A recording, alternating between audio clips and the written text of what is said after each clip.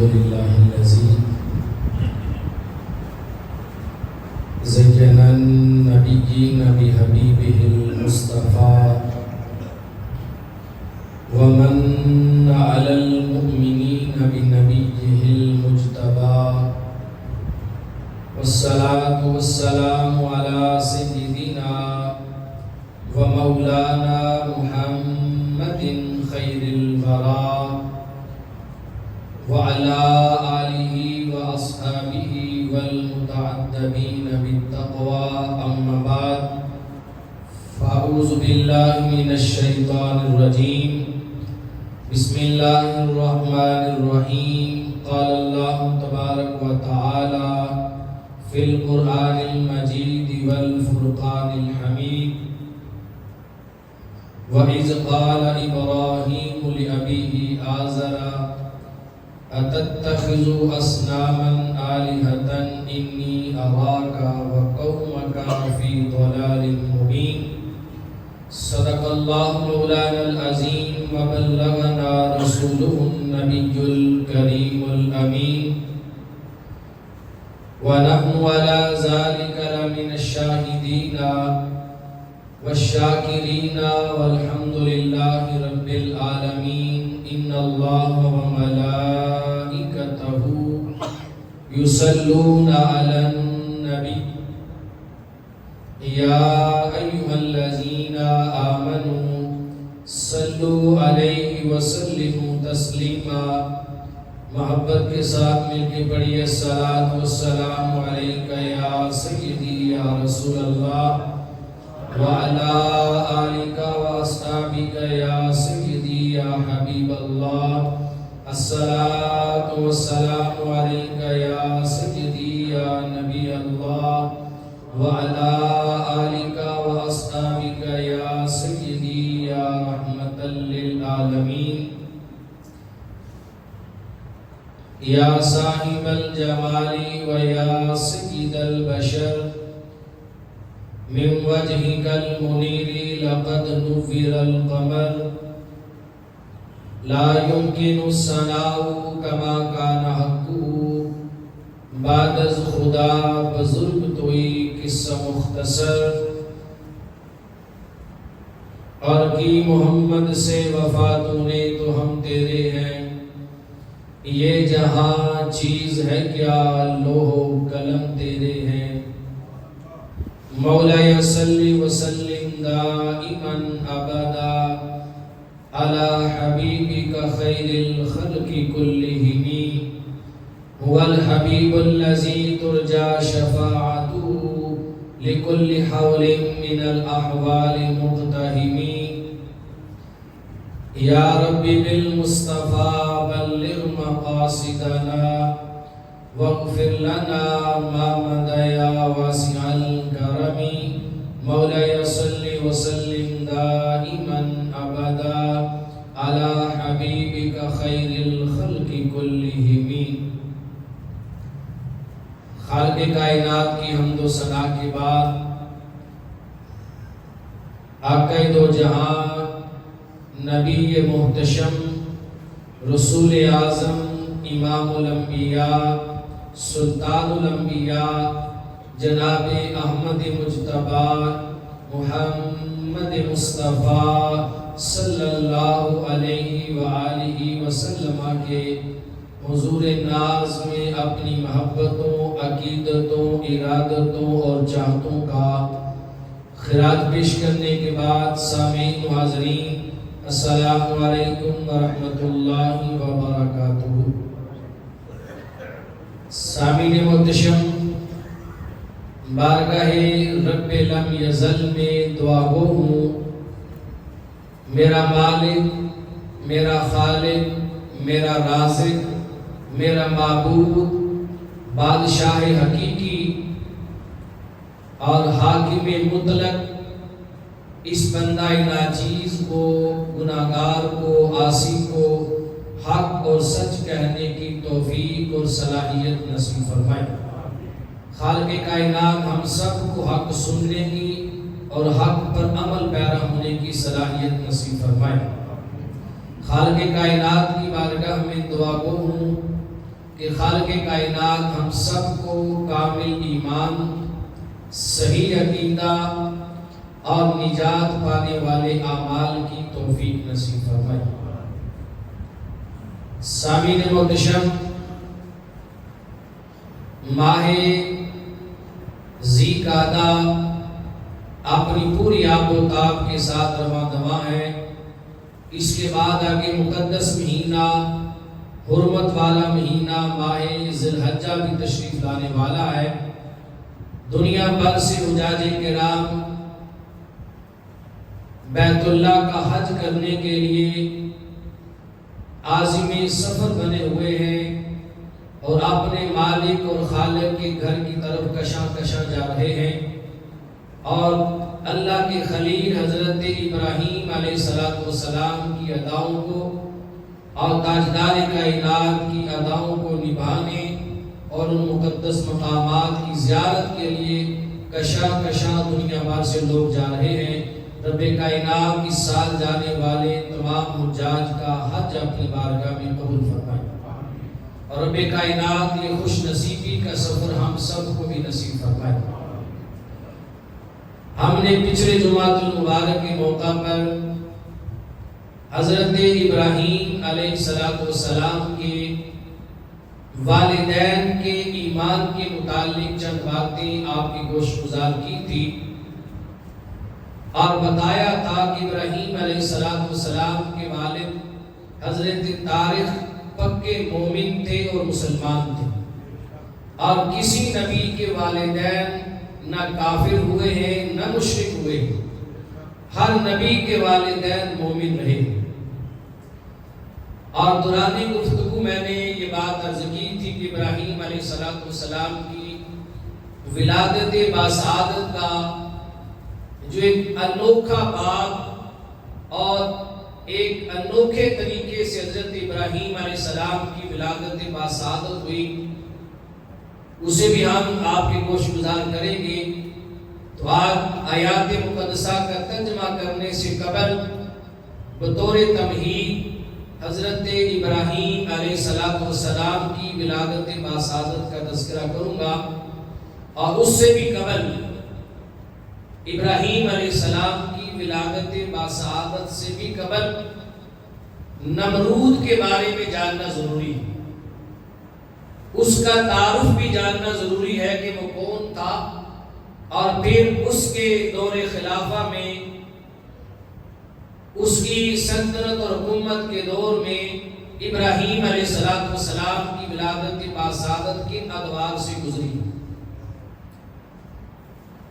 نمرود کے بارے میں یہ بات نشین رکھیں، دنیا کے اندر 4 ایسے بادشاہ گزرے ہیں، 4 جنہوں نے پوری دنیا پر حکومت کی ہے۔ ان 4 بادشاہوں میں سے 2 بادشاہ مومن اور مسلمان گزرے ہیں، اور 2 بادشاہ مشرک اور کافر گزرے ہیں۔ 2 بادشاہ جو مسلمان گزرے ہیں، ان میں سے پہلے بادشاہ حضرت داؤد علیہ السلام، حضرت سلیمان علیہ السلام، داؤد علیہ السلام کے صاحبزادے حضرت سلیمان علیہ السلام نے بھی پوری روح زمین پر حکومت کی تھی، یہاں تک کہ جنات بھی آپ کے تابع ہو گئے تھے، ہوا بھی آپ کے تابع تھی، اور پرندے بھی آپ کے تابع تھے۔ دوسرے مومن بادشاہ کا نام ہے حضرت ذوالقرنین رضی اللہ تعالی عنہ، آپ نے بھی پوری دنیا پہ حکومت کی ہے۔ اس کے بعد 2 بادشاہ ایسے ہیں جو کافر تھے، ان دونوں میں پہلا نام ہے نمرود بن کنان کا۔ نمرود نے بھی پوری دنیا پہ بادشاہت کی اپنے روب اور دبدبے کے ساتھ، لیکن نمرود اپنی ساری زندگی میں کافر رہا، مشرک رہا، ظالم، جابر، باغی، متکبر بادشاہ رہا۔ اور دوسرے بادشاہ کا نام تھا بخت نصر، یہ بھی بڑا ظالم اور جابر بادشاہ تھا، اس نے بھی پوری دنیا پر حکومت کی ہے۔ بعض تاریخ کی کتب کے اندر بخت نصر کے علاوہ اس کی جگہ پر شداد کا نام آتا ہے کہ شداد چوتھا بادشاہ ہے جس نے پوری دنیا پر حکومت کی تھی. اور یہ شداد وہی شخص ہے جس نے عدن کے جنگلات کے اندر اپنی ایک جنت بنائی تھی. جنت بنا کر اس نے لوگوں سے کہا تھا کہ میں خدا ہوں، میں رب ہوں اور میں نے جنت بھی بنا رکھی ہے. جب اس کی بنائی ہوئی مصنوعی جنت تیار ہو گئی، یہ اپنے گھوڑے پہ سوار ہوا، ادھر یہ اپنے گھوڑے پہ سوار ہو کر اپنی جنت میں داخل ہونا چاہتا تھا، ادھر رب کائنات کا حکم آ گیا. رب کائنات نے اسرائیل علیہ السلام کو بھیج دیا. ادھر اس کے گھوڑے کا ایک پاؤں اس کی مصنوعی جنت میں تھا کہ اسرائیل علیہ السلام نے اسی وقت اس کو واصل جہنم بنا دیا. اور دنیا کا یہ ظالم، جابر، باغی اور متکبر بادشاہ دنیا سے کفر کی حالت میں کوچ کر گیا اور واصل جہنم ہو گیا. یہ نمرود ہے جس نے پوری دنیا پر حکومت کی کافر بادشاہوں میں سے، اور یہ سب سے پہلا بادشاہ تھا جس نے تاج بنا کر اپنے سر پہ پہنا. آج تو بادشاہوں کے تاج عام ہیں، مثالیں مشہور ہیں، لیکن سب سے پہلے اس بادشاہ نے تاج پہنا تھا، اس کا نام تھا نمرود بن کنان. اس نے تاج سب سے پہلے پہنا، پھر اپنے لیے تخت بنوایا. اور کتب تاریخ میں آتا ہے کہ نمرود بن کنان نے 800 سال عمر پائی. تھوڑی عمر نہیں تھی، 800 سال اس کی عمر ہوئی. اور 800 سالوں میں اس ظالم اور جابر بادشاہ نے 400 سال تک حکومت کی تھی. 400 سال عراق میں شہر بابل کے اندر اس کا پائے تخت لگا رہا اور شہر بابل اس کا دارالحکومت اور دارالخلافہ رہا. 400 سال تک یہ حکومت کرتا رہا، لوگوں پر ظلم ڈھاتا رہا. اس نے خدائی کا دعویٰ بھی کیا، لوگوں نے اس کے سامنے سجدے بھی کیے، اس کی پوجا بھی کی اور اسے اپنا رب بھی تصور کیا. اور باقی جو اس کی زندگی 400 سال بچی تھی وہ بڑی ذلت اور خواری کے ساتھ گزری. تفسیر خازن کے اندر یہ بات موجود ہے، تفسیر خزائن العرفان کے اندر، اور مشہور زمانہ تفسیر نائمی کے اندر بھی یہ بات موجود ہے کہ اللہ تعالیٰ نے جب نمرود نے 400 سال تک شہر بابل کے اندر اپنا پائے تخت جمائے رکھا، حکومت کی، ظالم اور جابر ثابت ہوا تو رب کائنات نے اس کے دور سلطنت میں اس کی رعایا پر مچھروں کا عذاب بھیجا تھا. اور اس قدر مچھر اس کی رعایا میں، اس کے دور خلافت کے اندر، اس کے شہر اور ملک میں داخل ہوئے، اتنا بڑا مچھروں کا حملہ ہوا کہ سورج بھی ان کے سامنے چھپ گیا اور زمین پر دھوپ نہیں پڑتی تھی. نمرود دیکھتا رہ گیا، اس کے سامنے مچھروں نے اس کی رعایا میں اس کو سجدہ کرنے والے، اپنا رب تصور کرنے والے لوگوں کا گوشت بھی چاٹ لیا، ان کا خون بھی چوس گئے اور ہڈیوں کے ڈھانچے باقی رہ گئے. اور نمرود جو اپنے آپ کو رب کہتا تھا اور روب اور دبدبے کے ساتھ لوگوں سے سجدے کرواتا تھا، بے بس کھڑا رہا، اپنی رعایا کو بچا نہیں پائے، دیکھتا رہا. پھر آخر میں اللہ تبارک و تعالیٰ کے حکم سے ایک مچھر نمرود کے ناک سے داخل ہوا اور اس کے دماغ میں چلا گیا. اور 400 سال تک وہ مچھر نمرود کے دماغ میں رہا اور نمرود کو ایسی دردناک اذیت پہنچاتا رہا کہ جو لوگ پہلے نمرود کو سجدے کرتے تھے، اب وہی لوگ نمرود کو راحت اور آرام پہنچانے کے لیے اس کے سر میں جوتے مارتے تھے. جب مچھر کاٹتا تھا تکلیف زیادہ ہوتی تھی تو اپنے سپاہیوں سے کہتا تھا کہ میرے سر میں جوتے مارو. وہ جوتے مارنے سے اس کو آرام ملتا تھا. 400 سال یہ بت بن کر خدائی کا دعویٰ کر کے تخت پہ براجمند رہا. پھر باقی 400 سال رب کائنات نے ایسی ذلت امیز رسوائی سے اس کو دوچار کیا کہ چھوٹے سے مچھر نے اس کا جینا حرام کر دیا.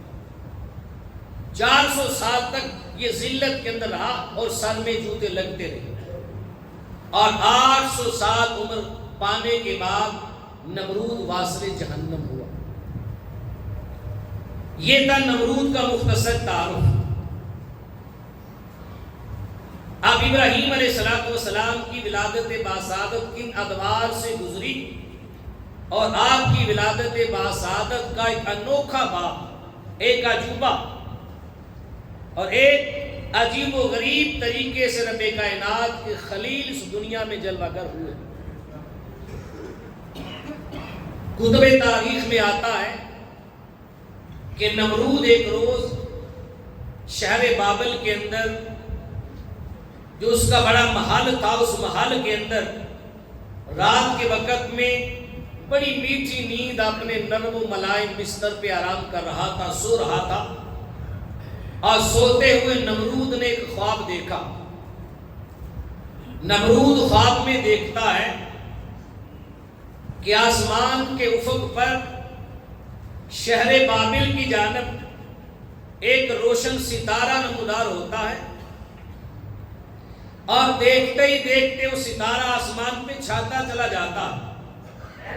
اس ستارے کا نور آسمان کے ستاروں پر اور چاند پر غالب آ جاتا ہے, یہاں تک کہ وہ ستارہ سارے آسمان پہ چھا جاتا ہے.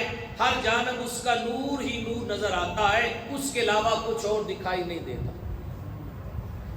جب یہ خواب نمرود نے دیکھ لیا تو نمرود لرزہ بنداب ہو گیا, کانپ اٹھا.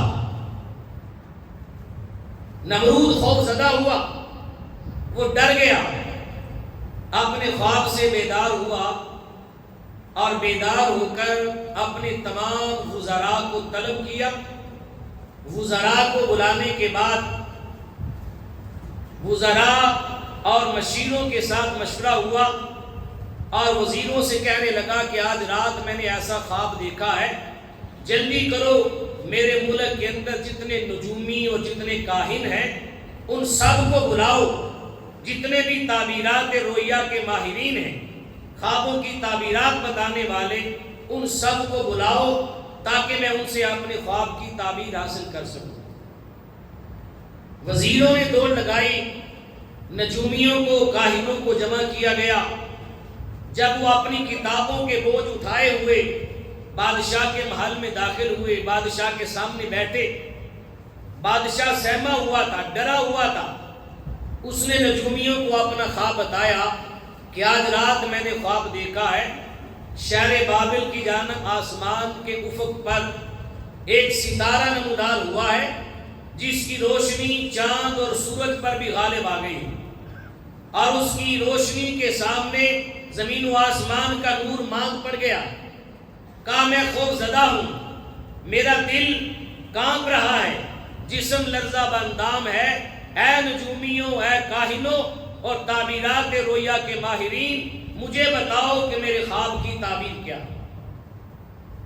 انہوں نے اپنی کتب کو کھنگالا اور غور و خوض کے بعد جس نتیجے پر وہ پہنچے انہوں نے نتیجہ نمرود کے سامنے رکھ دیا اور کہنے لگے کہ اے بادشاہ سلامت, آپ کے خواب کی تعبیر یہ ہے کہ آپ کے ملک اور آپ کے شہر بابل کے اندر ایک ایسا لڑکا پیدا ہوگا جس کے پیدا ہونے کے بعد وہ آپ سے ٹکر لے گا, اور اس کے دنیا میں آنے کے بعد وہ بچہ آپ کی حکومت, آپ کی سلطنت, آپ کے روب دبدبے اور آپ کے سارے ملک کو تباہ و برباد کر دے گا. کہا آپ اس کے سامنے ٹک نہیں پائیں گے. بادشاہ مزید خوف زدہ ہوا اور خوف زدگی کے عالم میں اس نے اپنا ایک جابرانہ حکم مسلط کیا۔ نجومیوں نے بتایا کہ وہ بچہ اسی سال پیدا ہوگا، ابھی وہ اپنی ماں کے شکم اور رحم کے اندر نہیں آیا، ابھی وہ بچہ اپنے باپ کی پشت اور سلب کے اندر موجود ہے، لیکن اسی سال وہ بچہ اپنے باپ کی پشت سے ماں کے رحم میں آئے گا اور پھر ماں کے رحم سے جنم لے کے دنیا میں آئے گا اور آ کر تیری سلطنت کو تہس نہس کر دے گا۔ جب نجومیوں نے یہ بات بتائی، پہلے تو اس نے مشورہ کیا اس کی روک تھام کے لیے کوئی تدبیر بتائی جائے۔ نجومیوں نے، کاہنوں نے اپنے جھوٹے خدا کو جھوٹی تسلیاں دی۔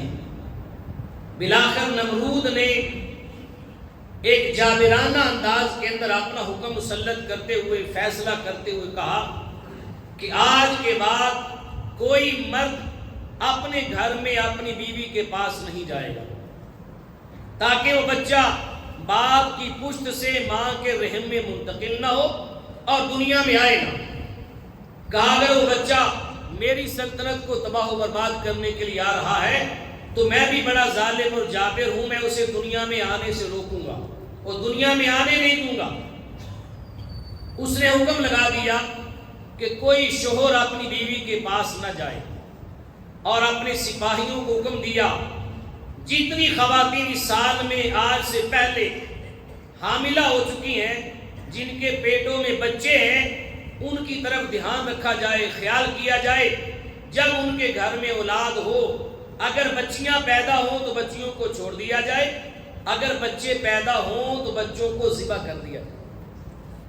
یہ نمرود نے جابرانہ فیصلہ کیا، ڈر گیا۔ اس دن سے لے کر ابراہیم علیہ السلام کی ولادت سے پہلے تک ظالم اور جابر نمرود کے کہنے پر 1000 بچوں کو ذبح کیا گیا۔ 1000 نوزیدہ بچوں کو ذبح کیا گیا، پیدا ہوتے ہی ذبح کر دیا جاتا۔ اتنا ڈرا ہوا تھا نمرود، اور نمرود یہ بچوں کو ذبح کروا کے سمجھ رہا تھا کہ وہ اپنے ارادے میں کامیاب ہو گیا، وہ اپنی مہم کے اندر کامیاب ہو گیا، اسے کامیابی حاصل ہو گئی، اب وہ بچہ دنیا میں نہیں آ سکتا۔ ابھی نمرود 1000 بچوں کو شہید کروا کر، قتل کروا کے اپنی کامیابی کا دعویٰ کرنے ہی والا تھا کہ وہ نجومی اور کاہن بھاگتے ہوئے آئے اور کہا نمرود، ہم نے تجھے جس بچے کے بارے میں کہا تھا کہ بچہ اپنی باپ کی صلب میں ہے، ماں کے رحم میں اسی سال آئے گا، کہا یاد رکھ فلاں تاریخ کو فلاں رات میں وہ بچہ اپنے باپ کی صلب سے اپنی ماں کے رحم میں منتقل ہونے والا ہے۔ تاریخ بتا دی گئی، رات بتا دی گئی۔ نمرود نے اپنے سپاہیوں کا پہرا اور انتظام و انصرام مزید بڑھا دیا۔ وہ نہیں جانتا تھا کہ رب کی تدبیر ہے، جسے رب لانا چاہے اسے کوئی نہیں روک سکتا۔ تاجدار کائنات صلی اللہ علیہ وسلم نے فرمایا اگر رب کائنات چاہے تو پتھر سے بھی اولاد پیدا کر دے۔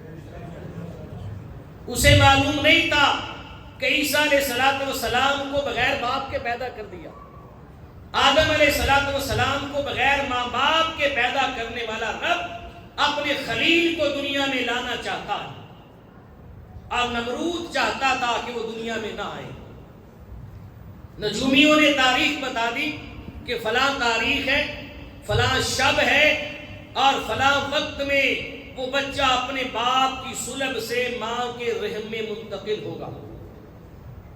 نمرود نے مزید انتظام کیے، اپنے وزیروں کو بلایا اور کہا کہ شہر میں جتنے مرد ہیں سارے مردوں کو جنگل میں بھیج کر جنگل کے اندر نظر بند کر دیا جائے، اس رات کا پہرا بڑھا دیا جائے، انتظامات سخت کر دیے جائیں، عورتوں کو اپنے گھروں کے اندر نظر بند کر کے دروازوں پہ سپاہی کھڑے کر دیے گئے، اور مردوں کو جنگل کے اندر نظر بند کر دیا گیا۔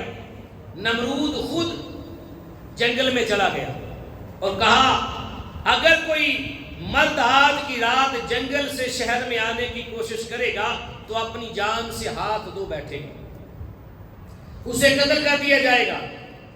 عورتوں میں اعلان کروا دیا گیا، اگر کوئی عورت اس رات میں اپنے گھر کا دروازہ کھول کے باہر نکلتی ہے، اس عورت کو اپنی جان سے جانا پڑے گا، اس کی جان ضائع ہو جائے گی، اسے قتل کر دیا جائے گا۔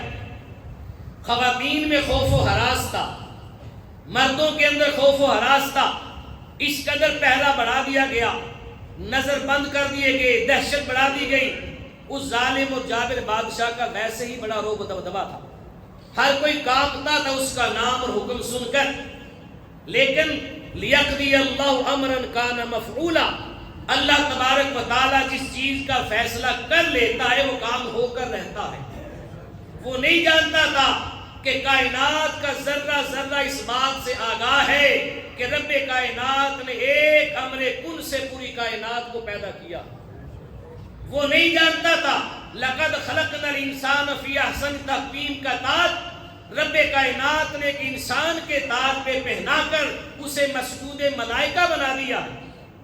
وہ نہیں جانتا تھا کہ فرعون نے بڑے ایڑی چوٹی کا زور لگایا تھا کہ موسیٰ علیہ السلام دنیا میں نہ آنے پائے، اس نے بھی بڑے بچے ذبح کیے تھے، لیکن رب کائنات نے موسیٰ علیہ السلام کو دنیا میں بھیجا بھی، اور فرعون نے جس نے ایڑی چوٹی کا زور لگایا تھا، پھر رب کائنات نے موسیٰ علیہ السلام کی پرورش کا انتظام بھی اسی کے گھر میں کیا، اسی کے محل میں کیا، اور دودھ پلانے کے لیے بھی موسیٰ علیہ السلام کو اپنی والدہ اسی کے محل میں جایا کرتی تھی۔ موسیٰ علیہ السلام کی تربیت کے لیے حضرت آسیہ رضی اللہ تعالی عنہا کو ان کا نکاح فرعون کے ساتھ ہوا، انہوں نے آ کر محل میں موسیٰ علیہ السلام کی تربیت کی، پرورش کی۔ وہ نہیں جانتا تھا کہ وہ قادر مطلق ہے، علی شیء قدیر، علی کل شیء قدیر ہے، وہ ہر شے پر قادر بھی ہے، غالب بھی ہے، اسی کا امر چلتا ہے، اسی کا حکم چلتا ہے، فعال لما یرید ہے، جس چیز کا ارادہ کرے اسے کر دیتا ہے، اور اس نے اپنے خلیل کو دنیا میں لانے کا ارادہ کر لیا ہے۔ اب کوئی طاقت اس کے خلیل کو دنیا میں آنے سے نہیں روک سکتی۔ سارے مرد جنگل کے اندر نظر بند کر دیے گئے، خواتین اپنے گھروں میں نظر بند ہو گئی، حکم جاری ہو گیا کوئی باہر نہ نکلے ورنہ جان سے جاتا رہے گا۔ لیکن ابراہیم علیہ السلام کے والد گرامی حضرت طارق اسی رات جنگل سے آئے، اپنے گھر میں گئے۔ اللہ تبارک و تعالیٰ کی قدرت کا یہ کرشمہ تھا کہ کوئی آپ کو نہ آتے دیکھ سکا نہ جاتے دیکھ سکا، کسی نے نہیں دیکھا۔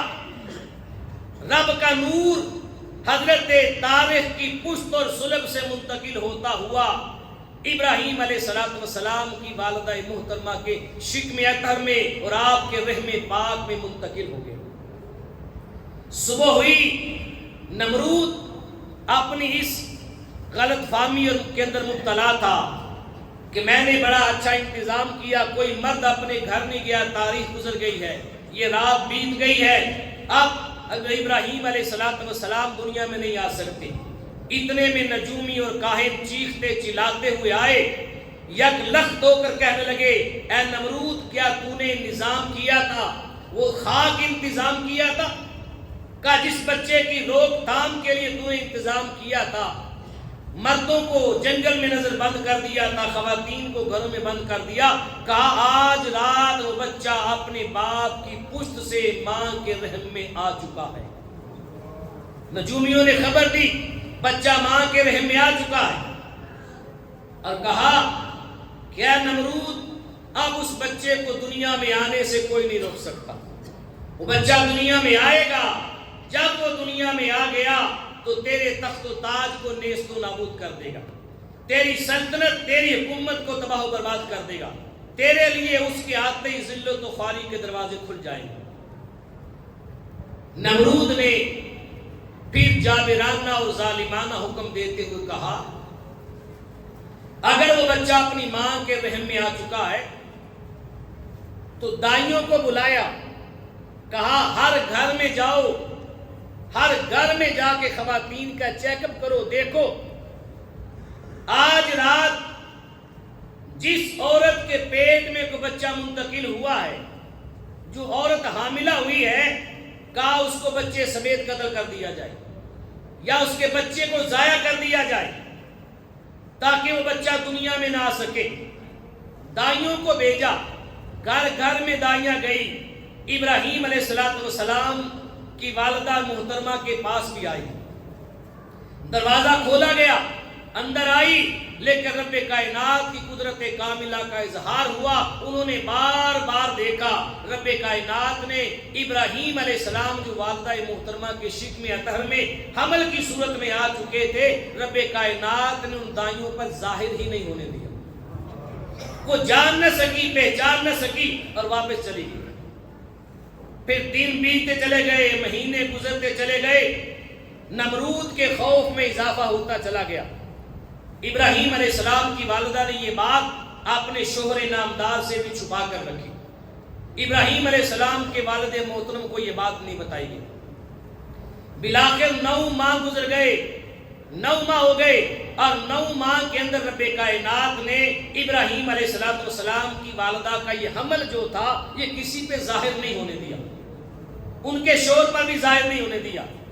9 ماہ کے بعد جب ابراہیم علیہ السلام کا دنیا میں تشریف آوری کا وقت ہوا، جب آپ کی ولادت باسعادت کا وقت قریب آیا اور آپ کی آمد ہونے والی تھی، انوکھی ولادت ہونے والی تھی ابراہیم علیہ السلام کی دنیا کے اندر، تو آپ کی والدہ محترمہ کو ہلکی سی درد ذیل ہوئی۔ درد ذیل جو ولادت کے وقت، بچے کی پیدائش کے وقت ہر ماں کو تکلیف ہوتی ہے، ابراہیم علیہ السلام کی والدہ محترمہ کو ہلکی سی تکلیف ہوئی۔ آپ کی والدہ محترمہ جان گئی کہ بچے کی ولادت کا وقت آ گیا ہے، اپنے شوہر کو بتایا تک نہیں تھا۔ جب شوہر گھر سے کام کاج کے لیے باہر گئے، ابراہیم علیہ السلام کی والدہ محترمہ اپنے گھر سے نکلی، شہر سے باہر آئی، پہاڑوں میں گئی اور جا کر ایک غار تلاش کی۔ ایک غار کے اندر داخل ہوئی، غار تاریک تھی، اندھیرے سے ڈھکی ہوئی تھی۔ اس غار کے اندر جا کر آپ غار کے اندر لیٹ گئی۔ جب غار میں لیٹی، اللہ تبارک و تعالیٰ کی قدرت کاملہ کا اظہار ہوا۔ حضرت ابراہیم علیہ السلام ایک نور کی صورت میں آپ کی گود میں تشریف لے آئے۔ ابراہیم علیہ السلام کی ولادت ہوئی۔ آپ کی والدہ کہتی ہے جب میرا بچہ اس دنیا میں آیا تو غار روشن ہو گئی، غار میں نور پھیل گیا۔ کیوں نہ پھیلتا کہ تاجدار کائنات کے جد امجد کی آمد تھی، میرے آقا کے دادا جان کی ولادت ہو رہی تھی۔ آج ولادت باسعادت ہوئی تو غار نور سے معطر اور منور ہو گئی۔ یہ وہی نور تھا جسے نمرود نے خواب میں دیکھا تھا کہ جو آسمان پر چھا جائے گا اور چاند اور سورج کا نور اس کے سامنے ماند پڑ جائے گا۔ جس نور کے سامنے چاند اور سورج کا نور ماند پڑنے والا تھا، وہ غار کے اندر اجالے کیوں نہ بکھیرتا۔ غار میں اجالا ہوا، ماں نے اس نور کو اٹھایا، اپنے سینے سے لگایا، محبت کی، پیار کیا۔ کچھ لمحوں کے بعد احساس ہوا کہیں نمرود کے سپاہی میرے پیچھے نہ آ جائیں۔ آپ کی والدہ محترمہ نے آپ کو کپڑے کے اندر لپیٹا اور لپیٹنے کے بعد اسی غار کے اندر لٹا دیا، اپنے رب کے سپرد کر دیا، رب تعالیٰ کے سپرد کر دیا۔ آج کون سی ایسی ماں ہے جو ایک دن کے بچے کو اپنے سے کہیں دور پھینک کے آ جائے؟ یہ فقط وہی ماں کر سکتی ہے جس کا یقین مستحکم ہو، جس کا ایمان مضبوط ہو۔ اور یہ بات ابراہیم علیہ السلام کے والدین کے ایمان میں خامیاں تلاش کرنے والوں کو سوچنی چاہیے۔ والدہ کا ایمان اتنا مضبوط تھا کہ ایک دن کا بچہ ہے جسے دودھ کی ضرورت ہوگی، جسے ماں کی گود میں لیٹ کر جھولا جھولنے کی ضرورت ہوگی، ایک دن کے بچے کو غار کے اندر بغیر کسی رزق اور بغیر دودھ کے غار کے اندر لٹا دیا، کپڑے میں لپیٹ کر، اپنے رب پر یقین کرتے ہوئے، رب کے بھروسے پر، اسی کے آسرے پہ چھوڑ کے اپنے گھر میں آ گئے۔ پھر رب تعالیٰ نے اپنی قدرت کاملہ کا اظہار کیا اور اپنے بندے اور اپنے خلیل کی پرورش رب کائنات نے خود فرمائی۔ ایک رات اور ایک دن والدہ نے اپنے گھر میں گزارا۔ اگلے دن بے تابی ہوئی، بے چینی ہوئی، دل تڑپا ماں کا کلیجہ تڑپا، بچے کے بنا رہا نہ گیا۔ ماں اپنے بچے کو دیکھنے کے لیے پھر گھر سے نکلی، چوری چھپے غار کی جانب آئی۔ جب غار کے دہانے پہ پہنچی تو غار کے دہانے سینکڑوں من بڑا پتھر پڑا ہوا تھا، ایک بھاری پتھر تھا۔ یہ بھی رب کائنات کی قدرت کاملہ تھی، کوئی میرے خلیل کو دیکھ نہ سکے۔ جب ابراہیم علیہ السلام کی والدہ محترمہ اس غار کے دہانے پہنچی، غار کے سامنے آئی تو پتھر نے بھی آپ کو پہچان لیا۔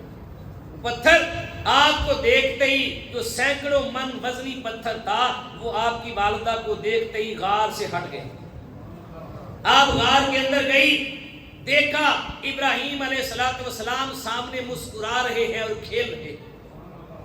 ماں نے سوچا تھا کہ جاؤں گی، بچے کو چھاتی سے لگاؤں گی، بچے کو دودھ پلاؤں گی، کل کا بچے نے دودھ نہیں پیا ہوگا، روتا ہوگا۔ لیکن جب ماں نے غار میں جا کر دیکھا کہ رب کائنات نے کیسا رزق فراہم کیا ہوا تھا، ماں دیکھتی رہ گئی۔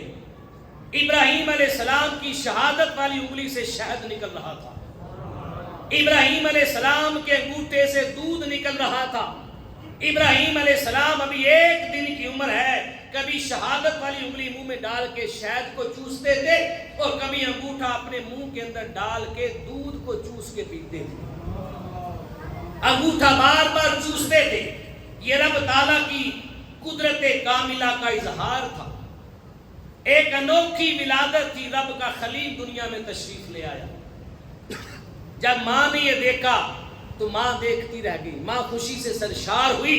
اور یہاں پر یہ بات بھی کہنا چاہوں گا، بعض لوگ بعض مقامات پر اللہ ہمیں ایسی سوچ عطا نہ فرمائے، اگر اذان کے اندر، کلمہ کے اندر ویسے حضور علیہ السلام کا نام اسم گرامی آ جائے تو ہماری محبت کا تقاضا یہ ہے، ہمارے ادب کا تقاضا یہ ہے، اور امتی ہونے کا فرض ادا کرتے ہوئے ہم اپنے اندر یہ احساس پیدا کرتے ہیں کہ جب ہمارے آقا کا نام آئے، اذان میں ہو، کلمہ میں ہو، نعت میں ہو، کسی کی زبان سے بھی سنے تو ہم گردنیں جھکا کر اپنے آقا کے نام کو بوسہ دے کے، انگوٹھے چوم کے آنکھوں پر لگاتے ہیں۔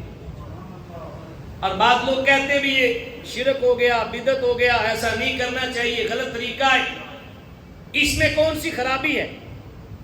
حضور کا نام آئے تو انگوٹھے چومنے سے منع کیا جاتا ہے۔ آؤ میں آپ کو بتاؤں، انگوٹھے چومنا تو دور کی بات ہے، ہم تو انگوٹھے چوسنے کے بھی قائل ہیں۔ انگوٹھا چومنا تو ایک چھوٹی بات رہ گئی، انگوٹھا چوسنا بھی جائز ہے۔ انگوٹھا حضور کا نام سن کر سیدنا صدیق اکبر رضی اللہ تعالیٰ عنہ نے چوم کر اپنی آنکھوں پر لگایا تھا۔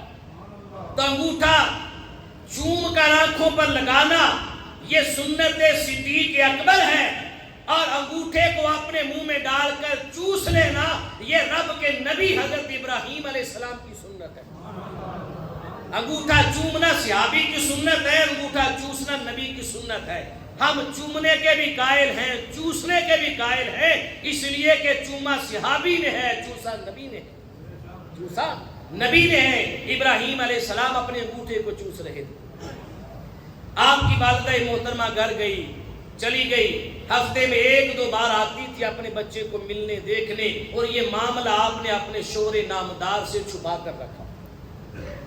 اور کتب تاریخ میں آتا ہے، امام جریر طبری نے لکھا، اور روایات اور تاریخ میں یہ بات موجود ہے کہ ابراہیم علیہ السلام نے چونکہ نمرود سے مقابلہ کرنا تھا تو بچے کو جوان ہوتے ہوتے بڑا ٹائم لگتا ہے، بڑا ٹائم لگنا تھا جوان ہونے میں۔ رب کائنات نے ابراہیم علیہ السلام کی غار میں تربیت کی، پرورش کی، تو پھر ایک ماں اور باپ کی پرورش اور رب کائنات کی پرورش میں فرق ہوتا ہے۔ ماں اور باپ پرورش کرے تو پرورش 1 دن کی ہی ہوتی ہے۔ رب کائنات نے جو پرورش کی، حضرت ابراہیم علیہ السلام غار کے اندر 1 دن کے اندر اتنے جوان اور بڑے ہوتے تھے جتنا عام بچہ 1 مہینے میں بڑا ہوتا ہے۔ یہ رب کی پرورش تھی۔ 1 مہینے میں جتنا بچہ جوان ہوتا ہے اتنا ابراہیم علیہ السلام 1 دن میں جوان اور بڑے ہوتے تھے۔ پھر مہینوں کے اندر آپ کی پرورش ہو کے سالوں کے برابر ہو گئی۔ بعض روایات میں 9 مہینے تک غار میں رہے اور بعد میں اسے کم و بیش کا ذکر بھی آیا ہے۔ بہرحال ابراہیم علیہ السلام جب غار سے باہر آئے تو سالوں کی عمر پا کر آئے، بعد میں 10 سال کہا، بعد میں 12-13 بھی کہا۔ جوان ہو کر جب غار سے باہر ابراہیم علیہ السلام تشریف لے آئے تو شام کا وقت تھا۔ کیا تھا؟ شام کا وقت تھا۔ آپ نے باہر آتے ہی اللہ تعالیٰ کو اپنا رب مانا اور چاند، ستارے اور سورج کی پوجا کرنے والوں سے آپ نے آتے ہی مناظرہ کیا، ان سے مباحثہ کیا، اس لیے کہ رب کائنات نے خود تربیت فرمائی تھی، خود پرورش فرمائی تھی۔ جب غار سے باہر آئے تو قرآن مجید میں سورہ انعام کے اندر آیت نمبر 75 میں ہے، ابراہیم علیہ السلام باہر نکلے، قوم والوں کو دیکھا، رات کا وقت تھا تو قوم والے ستاروں کی پوجا کر رہے تھے۔ آپ ان کے قریب گئے اور ان سے پوچھا بھئی یہ کیا کر رہے ہو؟ انہوں نے کہا یہ ہمارا بھی رب ہے، تمہارا بھی رب ہے، ہم اس کی پوجا کر رہے ہیں، تمہیں بھی اس کی پوجا کرنی چاہیے۔ قرآن نے اس انداز کو بیان کیا آیت نمبر 75 کے اندر، فَلَمَّا جَنَّ عَلَيْهِ اللَّيْلُ رَآ كَوْكَبًا۔ ابراہیم علیہ السلام نے جب ان پر رات تاریک ہو گئی، رات اندھیری ہو گئی، تو آپ نے رَآ كَوْكَبًا، ستارے کو دیکھا، اور جو لوگ پوجا کر رہے تھے، جنہوں نے کہا کہ یہ تمہارا بھی رب ہے، ہمارا بھی رب ہے، ہم اس کی پوجا کر رہے ہیں، تم بھی پوجا کرو۔ ابراہیم علیہ السلام نے ان سے سوالیہ انداز میں کہا، قال ھذا ربی، کیا یہ میرا رب ہے؟ انہوں نے کہا ہاں رب ہے۔ آپ وہاں پر کھڑے رہے، دیکھتے رہے تماشا۔ جب وہ ستارہ ڈوب گیا، غروب ہو گیا، قرآن کہتا ہے فلما افل قال لا احب الافلین، جب وہ ستارہ ڈوب گیا ابراہیم علیہ السلام نے کہا نادانو، اگر یہ تمہارا رب ہوتا تو تمہیں چھوڑ کر نہ جاتا۔ رب اپنے بندوں کو چھوڑا نہیں کرتا، کہا یہ تو تمہیں چھوڑ کے چلا گیا، یہ ڈوب گیا، غروب ہو گیا، یہ بلا تمہارا رب کیسے ہو سکتا ہے؟ ابراہیم علیہ السلام نے ان سے کہا قال لا احب الافلین، میں ڈوبنے والوں کو پسند نہیں کرتا، میں اسے پسند نہیں کرتا، یہ میرا رب نہیں ہو سکتا۔ فلما رآ قمرا بازغا، پھر آپ آگے گئے، ایک قوم تھی جو چاند کی پوجا کر رہی تھی، ان سے بھی آپ نے پوچھا یہ کون ہے؟ انہوں نے کہا یہ ہمارا رب ہے، اس کی آپ پوجا کر رہے ہیں، تمہارا بھی رب ہے، تم بھی پوجا کرو۔ ابراہیم علیہ السلام نے کہا قال ھذا ربی، کہا یہ میرا رب ہے جسے تم کہہ رہے ہو؟ انہوں نے کہا ہاں رب ہے۔ فلما افل قال لئن لم يهدني ربی لأکونن من القوم الضالین۔ ابراہیم علیہ السلام نے تھوڑی دیر کے بعد دیکھا وہ چاند بھی وہاں سے غائب ہو گیا۔ جب غائب ہوا تو ابراہیم علیہ السلام نے کہا اگر میرا رب مجھے ہدایت نہ دیتا تو میں بھی گمراہ لوگوں میں سے ہو جاتا، یہ میرے رب نے مجھے ہدایت دی ہے کہ تم گمراہوں میں سے نہیں ہوا۔ اس کے آگے ابراہیم علیہ السلام کے قوم سے اور مناظرے چلے، پھر نمرود سے مناظرہ ہوا، پھر آگ والا معاملہ ہوا۔ بار اللہ پاک نے اپنے خلیل کو طرح طرح سے آزمایا، اور اللہ کا خلیل اس دنیا میں آیا، نمرود کی چالیں ناکام ہوئی، نمرود ناکامیاب ہوا، اور اللہ تعالیٰ کی قدرت کاملہ کا اظہار ہوا۔ اللہ تبارک و تعالیٰ ہم سب کو قرآن و سنت کو سمجھنے کی اور عمل پیرا ہونے کی توفیق نصیب فرمائے۔